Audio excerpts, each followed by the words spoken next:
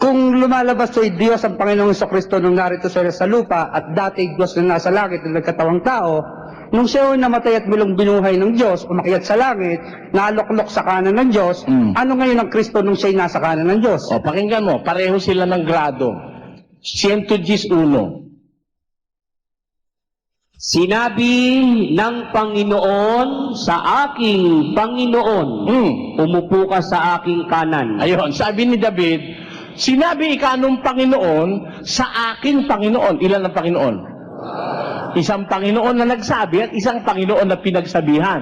Ang sabi ng Panginoon, sa aking Panginoon, umupo ka sa aking kanan. Tata mo? Di pareho sila ng grado nung nasa langit na, pareho silang Panginoon. Panginoon yung Ama, Panginoon din naman yung nakaupo sa kanyang kanan. Eh, sino ba yung nakaupo sa kanan? Basa, pakinggan niyo kung sino yung nakaupo sa kanan. Kung kayo nga'y muling binuhay na kalakip ni Kristo, ay hanapin ninyo ang mga bagay na nangasa itaas, na kinaroroonan ni Kristo, na nakaupo sa kanan ng Diyos. Ayun, nakaupo pala si Kristo sa kanan ng Diyos. Tanungin natin ng Diyos, Diyos, yung pinaupo mo sa kanan mo, ano yan? Ang Diyos ang tanungin natin, ha? Pinaupo mo si Kristo sa kanan mo, ano ba yung nakaupo sa kanan mo? Pwede sumagot? Tinan mo ang sabi ng Diyos, ha? Hindi ikaw, ang Biblia sasagot. Ako nagtatanong, di Biblia sasagot, hindi ikaw. Kung ang pasasagutin ko, hindi na ako pupunta sa lipa, kapatid. Ha? Di ba? Ang tanong ko, nung paupo ng Diyos si Kristo sa kanyang kanan, ano ang tawag nung Ama o nung Diyos doon sa nakaupo sa kanan niya?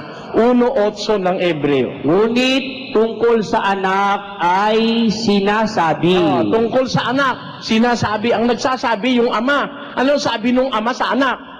Ang iyong luklukan, O Diyos, ay magpakilanman. Nakita mo, ang tawag nung Ama sa anak, Diyos. Ang iyong luklukan, O Diyos, ay magpakailanman. Sabi nung Ama sa kanyang anak. Ay, Brother Eli, doon sa 80 ng awit, talatay 17.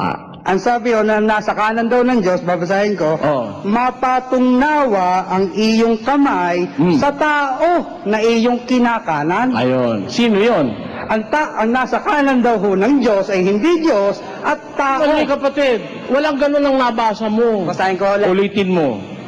Mapatungnawa ang iyong kamay sa tao na iyong kinakanan. Kinakanan, hindi ka nasa kanan. Iba yung kinakanan sa nasa kanan.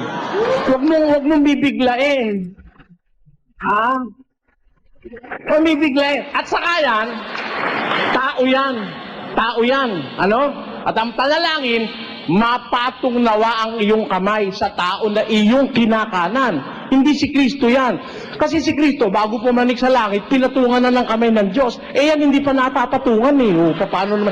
Mapatungnawa. Hindi pa napapatungan yan. Paano mo sasabihin si Kristo yan? O, yan ang iniligaw ka ng pastor mo sa iglesia ni Kristo. Ay, di ako Diba? Hindi. Yun ang puntar yan. Naligaw ka dyan, kapatid. Kasi, iba yung kinakanan kaysa sa nasa kanan. Ano? Itong si Kristo, nakaupo na sa kanan. At bago umupo, pinatungan na ng kamay. Dito pa sa lupa, pinatungan na ng kamay si Jesus ng Diyos.